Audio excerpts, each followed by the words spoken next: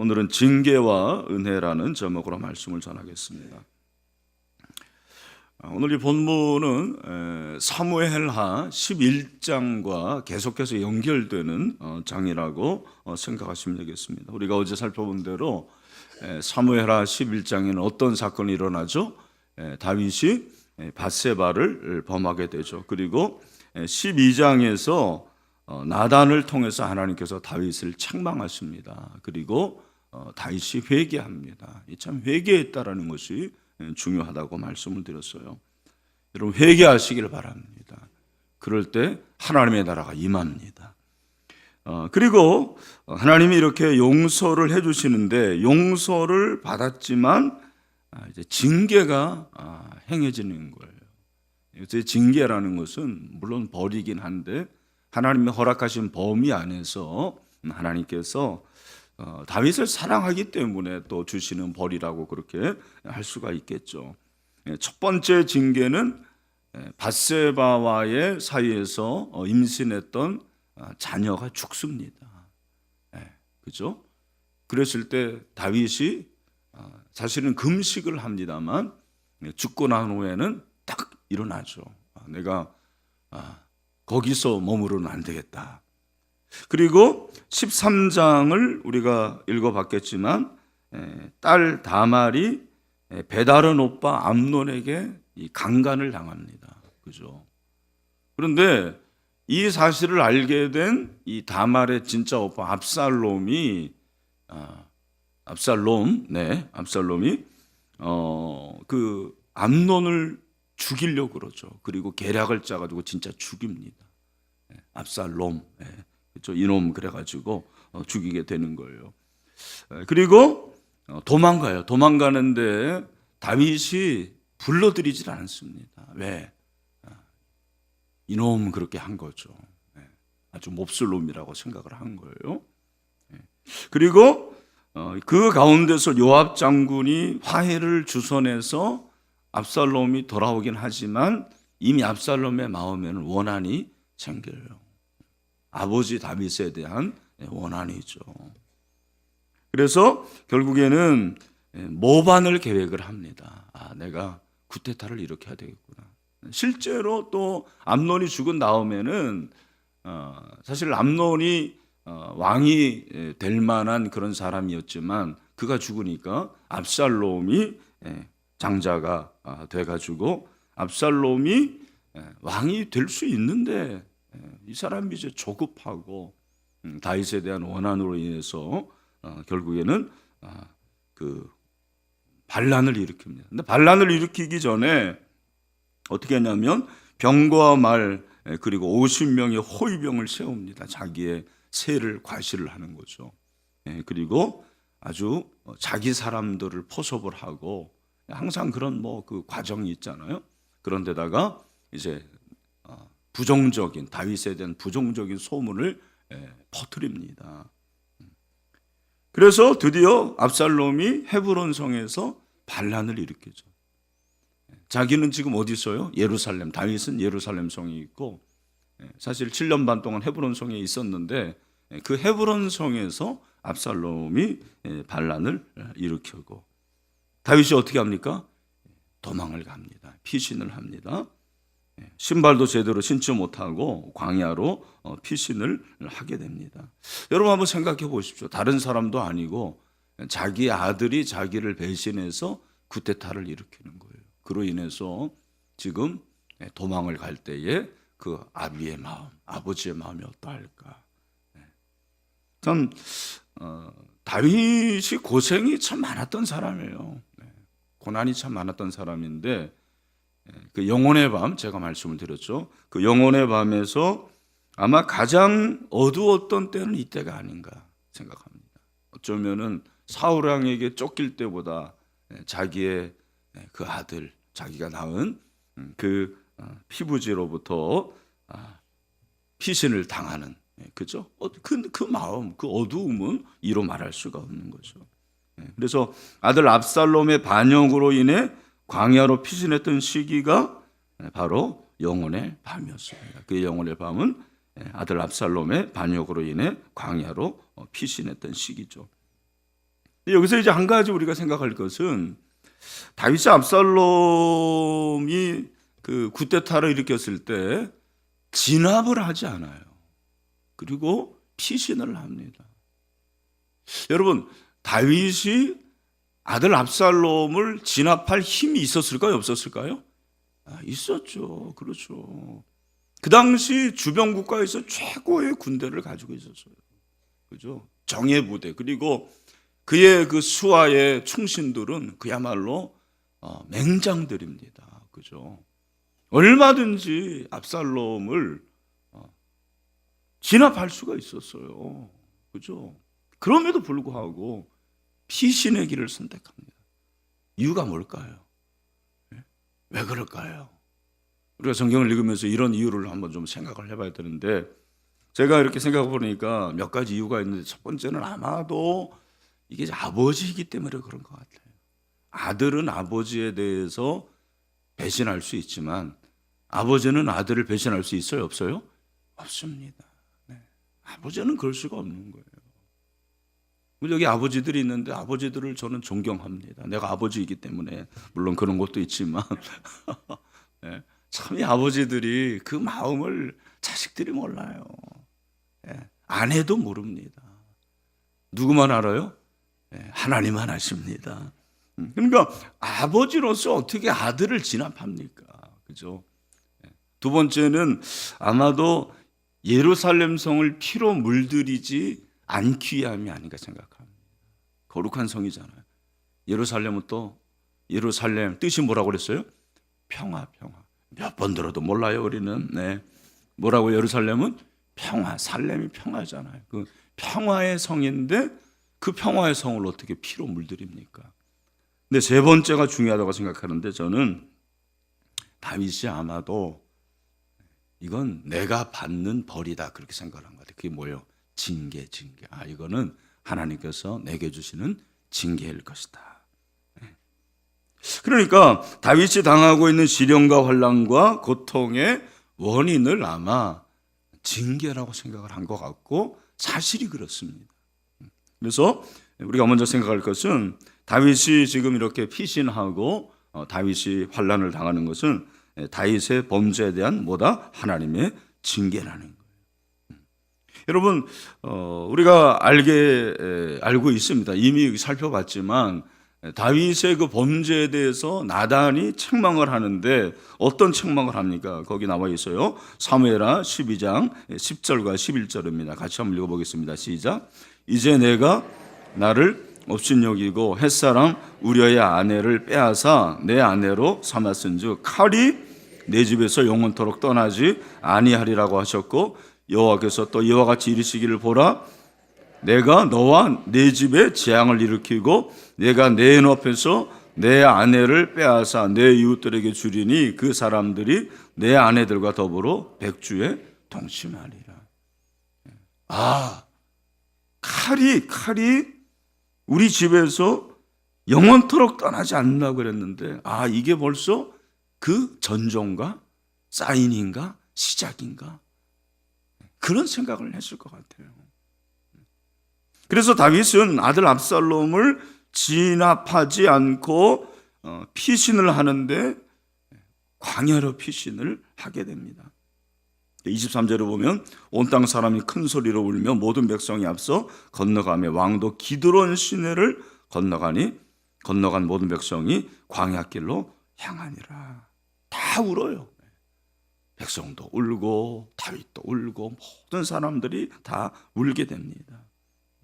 물론 백성들은 아마도 너무 처량해서 울을 거예요. 그죠? 어쩌면은 다윗이 불쌍해서, 자기 주군인 다윗이 불쌍하기 때문에 울었을 수도 있을 것입니다. 그러나 다윗의 울음은 뭐예요? 어쩌면 자기의 죄에 대한 죄책으로 인한 울음이 아닌가 그렇게 생각을 합니다. 여러분, 우리가 이게 회개하고 이제 용서를 받습니다만 우리 속에 이런 죄책감이 남아 있거든요. 근데 죄책감에서 한 가지는 죄가 크면 클수록 기억이 잘 나요, 안 나요? 잘 납니다. 죄악이 크면 클수록 계속해서 기억이 나고, 내가 용서를 받았지만 그것으로 인해서 마음이 아프고, 그죠? 또 회개하고 하는 그런 마음을 가질 수가 있습니다. 그러면서 동시에 다윗은 나단의 말이 생각났을 것 같습니다. 하나님이 자신에게 징계를 내리고 있다라는 사실입니다. 근데 여기서 다윗의 이중 고통이 있는데요. 뭐냐면 첫 번째는 누가 배신을 합니까? 자기의 아들 압살롬이 배신을 하는데, 또 누가 배신을 하냐면 아히도벨이라는 사람이 배신을 합니다. 그래서 성경을 보면 15장에 다윗의 그 충신이었다가 압살롬에게 간 사람들이 소개되는데, 그 중에 한 사람이 바로 이 아히도벨이라는 사람이에요. 이 아히도벨은 이제 내일도 제가 다루겠습니다만, 이 사람을 성경이 소개하는데 어떻게 소개하냐면 16장 23절을 보면, 그때 아히도벨이 베푸는 계략은 사람이 하나님께 물어서 받은 말씀과 같은 것이라 아히도벨의 모든 계략은 다윗에게나 압살롬에게나 그와 같이 여겨졌더라. 여기 보니까 아히도벨에는 사람이 베푸는 계략은 하나님께로부터 물어받은 말씀과 같다. 그러니까 그만큼 지혜로웠다라는 거예요. 이 사람은 책사예요. 이스라엘 백성들 중에서 가장 지혜로운 사람들 중에 하나가 바로 아히도벨이었는데, 이 아히도벨이 배신을 하는 거죠. 근데 이 아히도벨이라는 사람의 배신이 다윗에게는 굉장히 컸습니다. 그래서 여러분 오늘 그 31절 보세요. 15장 31절을 보면 어떤 사람이 다윗에게 알리되 압살롬과 함께 모반한 자들 가운데 아히도벨이 있나이다. 그러니까 그 많은 사람들 중에서 특정한 한 사람을 거론을 하는데, 그게 누굽니까? 아히도벨. 이유가 뭘까요? 왜 그럴까요? 그렇죠? 그만큼 중요한 인물이라는 거예요. 지금까지 다윗의 편에서 다윗에게 충성을 하고 그렇게 지혜를 제공했던 이 책사가, 모략가가 압살롬의 편에 섰다라는 이 소식이 굉장히 큰 소식이었어요. 그래서 신하들도 놀랬고 다윗도 놀란 거예요. 여러분, 왜 아히도벨이 이렇게 압살롬의 편에 섰을까? 그 이유가 뭘까? 우리가 성경을 통해서 좀 추적을 할 수가 있는데, 여러분 어제 이제 기억할지 모르겠지만 다윗이 밧세바를 범하는데, 밧세바가 누구라고 그러냐면 여러분 11장 3절 여기 아마 나올 겁니다. 우리 밧세바를 한번 뭐라고 소개하는지 한번 다시 한번 복습을 하듯 시작.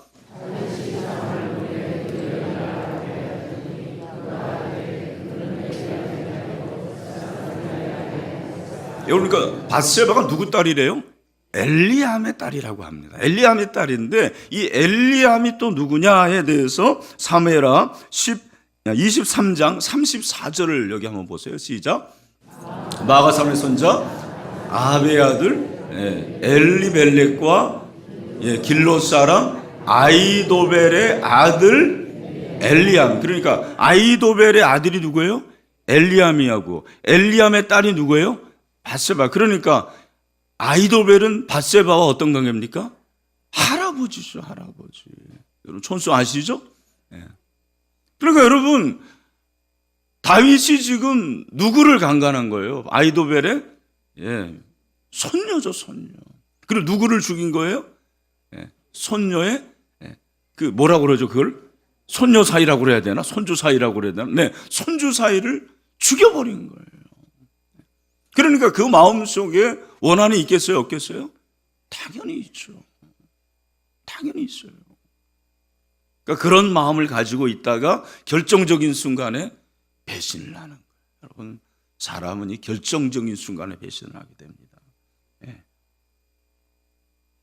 그래서 가장 지혜로운 책략가마저 잃게 됩니다. 여러분, 이 얘기를 들었을 때 벌써 다윗의 마음속에 어떤 마음이, 여러분 왜 아히도벨을 얘기를 했냐면 물론 중요하다라는 그런 대답도 할 수 있겠지만 주변 사람도 아는 거예요. 다윗도 아는 거예요. 올 게 오고야 말았구나. 내가 그렇게 죄를 지었더니 그 사람이 배신을 하는구나. 여러분, 우리가 이 사실을 알아야 되는데, 죄는 여러분 하나님께 회개하면 용서받을 수 있습니다.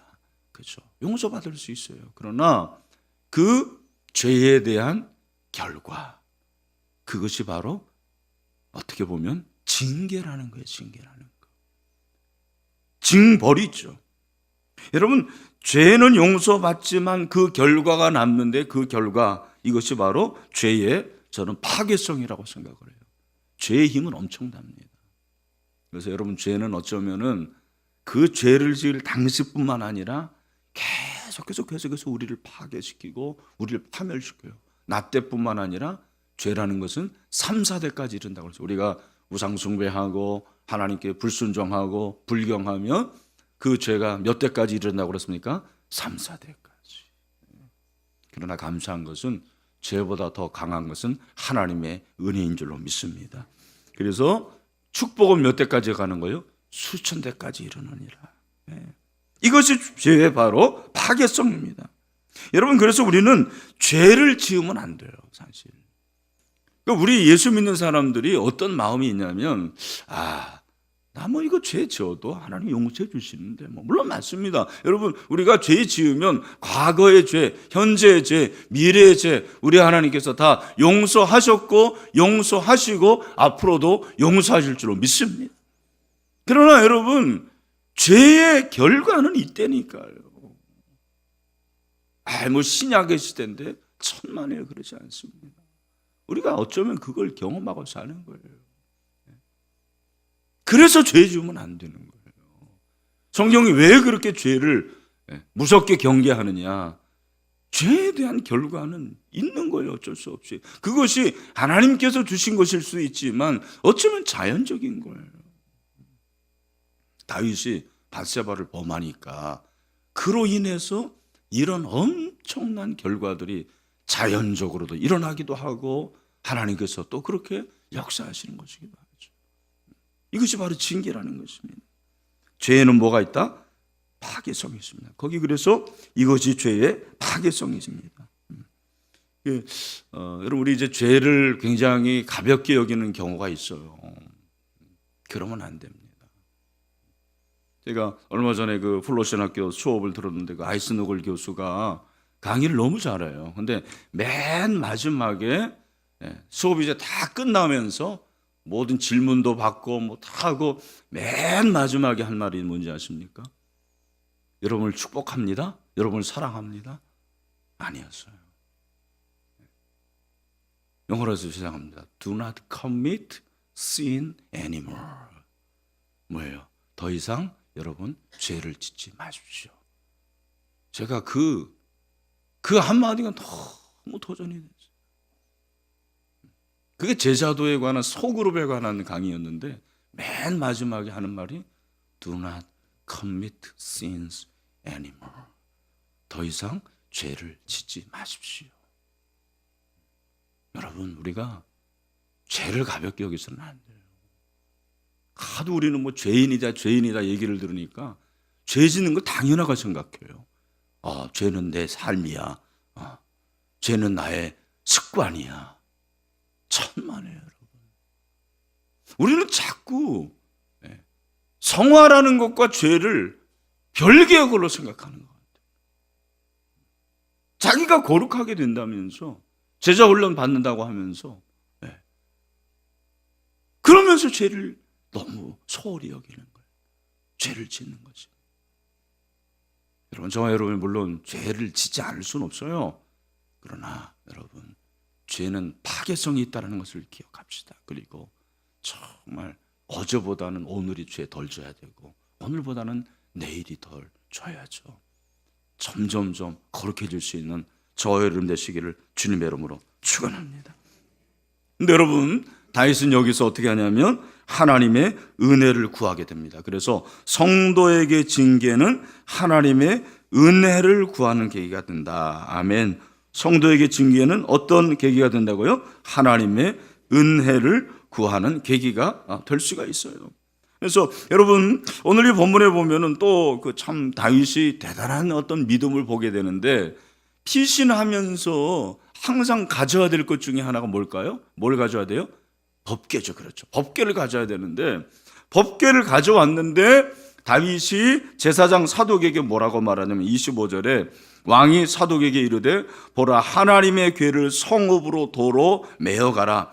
만일 내가 여호와 앞에서 은혜를 입으면 도로 나를 인도하사 내게 그 궤와 그 계신 데를 보이시리라. 뒤에 하나님의 궤를 법궤를 어떻게 하는 거예요? 돌려보내요. 돌려보냅니다. 여러분 왜 그럴까? 이유가 무엇일까? 저는 생각해 봤습니다. 왜 그럴까? 저는 그것은 다윗의 믿음이 있다고 생각을 해요. 믿음의 기인이에요. 어떤 믿음? 내가 다시 돌아올 것이다. 내가 다시 돌아올 것이다. 내가 예루살렘 성으로 돌아오게 될 것이다. 지금 피신하지만 돌아오게 될 것이다. 아브라함을 생각해요. 아브라함이 이삭 바치면서 모리아산으로 올라가고 그 종들은 모리아산 아래에 있으라고 합니다. 그죠? 그러면서 내가 며칠 만에 돌아오리라? 3일 만에. 뭐예요? 하나님께서 나를 다시 이곳에 오게 하시고 이삭을 부활시킬 것이다. 그런 믿음이 있었던 거죠. 다윗에게도 그런 믿음이 있었어요. 그래서 다윗은 그렇게 하나님의 궤를 돌려보내고 뿐만 아니라 오늘 본문에 보면은 그가 그 영혼의 깊은 밤 가운데서 했던 것이 무엇이냐면 하나님 앞에 은혜를 구하는 거죠. 은혜를 구하게 됩니다. 그래서 그가 이제 기도하는 것을 볼 수가 있습니다. 그래서 영혼의 밤은 우리로 끊임없이 기도하게 만든다. 영혼의 밤은 우리로 끊임없이 뭐하게 만든다? 기도하게 만든다. 그래서 여러분 사실은 우리가 이제 죄 짓는 것에 대한 추억을 할 필요는 없어요. 그러나 우리가 이런 모든 과거의 어떤 실수잖아요. 허물이잖아요. 근데 이런 모든 것들은 사실은 우리의 영적인 그런 성장으로 봐서는 하나의 단계라 그렇게 볼 수가 있습니다. 그죠? 이것이 하나의 과정이라는 것입니다. 유진 피터스는 이런 말을 했더라고요. 성장은 유기적이라는 사실을 기억해야 한다. 과거의 어떤 것도 쓰레기로 여기고 치워버려서는 안 된다. 그것들 모두는 우리 삶의 성장 속으로 흡수되고 통합되어야 된다. 그래서 참 다윗이 이런 그 뼈아픈 치명적인 죄를 지어서 징계를 받지만 그는 그 징계를 어떻게 보면은 즐기고 있을 수도 있어요. 참 이런 표현이 어떨지 모르지만 즐기도는 게 진짜 기쁘다, 감사하다 그게 아니고 이것을 하나의 자기의 신앙의 과정으로 생각을 하는 거예요. 받아들이는 거죠. 이게 참 중요한 거예요. 받아들입니다. 받아들이면서 하나님께서 주실 은혜를 기대하는 거죠. 징계는 그런 의미가 있습니다. 히브리서 12장 11절 말씀 우리 같이 한번 읽어보겠습니다. 시작. 무릇 징계가 당시에는 즐거워 보이지 않고 슬퍼 보이나 후에 그로 말미암아 연단받은 자들은 의와 평강의 열매를 맺느니라. 아멘. 여러분 이런 열매를 맺는 여러분이 되시기를 주님의 이름으로 축원합니다. 두 번째, 그래서 징계 중에 베풀으시는 하나님 뭐가 있다? 은혜가 있습니다. 그래서 고난 가운데서 그 고난 가운데서 다윗은 뭐를 합니까? 기도하는 거죠. 기도. 그가 고난 가운데서 드는 외마디 기도가 있습니다. 그 기도가 31절 말씀인데 그 아히도벨이 배신했습니다라는 그 엄청난 충격적인 소식을 들으면서도 다윗이 뭐라고 합니까? 우리 31절 말씀도 같이 한번 읽겠습니다. 시작.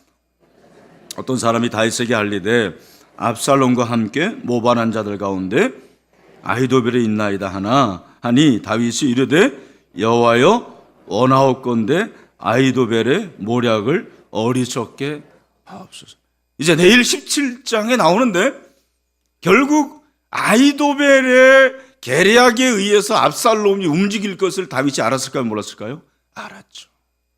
분명히 압살롬은 아히도벨의 얘기를 들을 거다. 그런데 그 아히도벨의 계략을 하나님 어리석게 해주세요. 그 외마디 기도, 이 간절한 기도죠. 여러분 한 상상해 보세요. 신발도 못 신고 급하게 나와가지고 머리를 이렇게 가리면서 하나님 앞에 기도하는 거예요. 그 환난 가운데서. 하나님, 아히도벨이 지혜로운 사람이지만 하나님은 그를 어리석게 할 수 있지 않습니까? 하나님의 다스리심이죠. 하나님의 다스리심. 여러분, 이 기도에는 모든 것이 포함됐다고 생각을 합니다. 그의 믿음, 그의 소망, 그의 사랑이에요. 그의 믿음은 뭐예요? 하나님, 아히도벨의 그 모략이 어리석게 되어서 제가 다시 돌아오게 될 줄로 믿습니다. 믿음이죠. 그의 소망, 하나님, 그렇게 되기를 원합니다. 자기의 소망은 하나님께 올려드리는 거예요. 어쩌면 그 소망의 말씀의 기초는 사무엘하 7장 16절에 하신 말씀이죠. 내 집과 내 나라가 내 앞에서 영원히 보존되고 내 왕위가 영원히 견고하리라 하셨다. 하나님께서 내 왕위가 견고하리라고 말씀하셨는데 그렇게 됐으면 좋겠습니다. 소망이에요, 소망. 또 무엇입니까? 그것은 사랑이라고 생각을 합니다. 하나님, 제가 비록 이렇게 어리석게 죄를 범했지만 그래도 저 하나님 사랑하는 거 아시죠? 저 하나님 사랑해요. 나의 힘이 되신 여호와여, 내가 주님을 사랑합니다. 그래서 여러분, 시편을 읽어보면 시편의 대부분의 시가 누구의 시입니까? 다윗의 시예요. 그 중에서 상당수는 사울 왕에게 쫓김을 당하면서 지은 시고, 또 하나는 뭐예요? 압살롬에게 그렇게 모반을 당하고 피신하면서 지었던 시예요. 여러분, 아마 그 집에 가셔서 시편 3편을 한번 읽어보세요. 그 시편 3편에 보면은 그렇게 다윗이 고백을 하는 것을 볼 수가 있습니다. 그 중에서 우리가 이제 그 보면은 다윗은 끝까지 하나님의 은혜를 기다리고 기대하고 소망합니다. 그게 이제 그의 사랑의 고백입니다. 여러분, 그렇습니다. 우리가 어려운 가운데서, 환난 가운데서도 이렇게 믿음, 소망, 사랑을 놓지 않기를 바랍니다. 하나님께 외마디 기도하셔요. 너무 급하고 힘들면 전능하시고 살아계시고 역사하시고 주관하시는 하나님, 그렇게 하지 마시고 뭐 하면 돼요? 하나님 도와주세요. 살려주세요. 여러분, 우리가 기도하면 하나님께서 응답해 줄 줄로 믿습니다. 뿐만 아니라 여러분, 다윗이 거기서 하나님을 경배하게 되는 거예요. 32절 한번 보세요. 31절 보면 다윗이 하나님을 경배하는 마루턱에 이를 때에 아렉 사람 후세가 옷을 찢고 흙을 머리에 덮어쓰고 다윗을 맞으러 왔다고 그랬어요. 여러분, 이 마루턱이라는 것이 하나님을 예배하는 그러한 장소였을 것이라고 그렇게 학자들이 얘기를 하더라고요. 그런데 거기서 중요한 것은 무엇이냐면 친구를 만나는데 후세예요. 근데 이 후세도 사실은 모략가, 책략가입니다. 근데 여러분, 이제 내일 보겠지만 하나님께서 누구를 사용하세요? 후세를 사용하세요.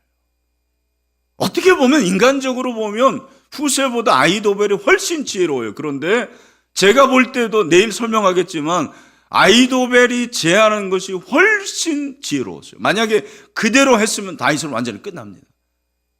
역사는 그냥 디엔드 끝이에요. 여러분, 신기하게 압살롬이 후세의 얘기를 딱 듣는 거예요. 후세의 말이 더 맞다. 그 신하들도 그렇게 선택을 하게 됩니다. 그래서 결국에는 다윗이 살아나는 역사가 있게 됩니다. 여러분, 한 가지 여기서 성경을 읽으시길 바랍니다. 듣지만 하지 마시고, 여러분 지금 읽고 계시죠? 내일 읽으실 거죠? 성경을 읽으셔야 돼요. 성경을 읽으셔야지 제가 하는 말을 여러분들이 듣기만 하면 안 되죠. 그런 일이 있게 됩니다. 이게 이제 반전이죠. 반전. 놀라운 반전이에요. 하나님께서 그렇게 역사하십니다. 나머지는 내일 말씀드리겠습니다. 개봉박두. 할렐루야. 그래서 여러분, 내일 제가 이제 17장을 통해 가지고 말씀을 드리고 나머지 부분도 제가 내일 말씀을 드릴 테니까 오늘 말씀을 맺는데, 오늘 결론입니다. 여러분, 죄 짓지 맙시다. 그리고 죄로 인한 징계를 받아도 하나님의 은혜를 구합시다. 그럴 때 우리의 삶이 변화되는 역사가 일어나게 될 줄로 믿습니다. 우리 같이 한번 찬양합니다. 내게 허락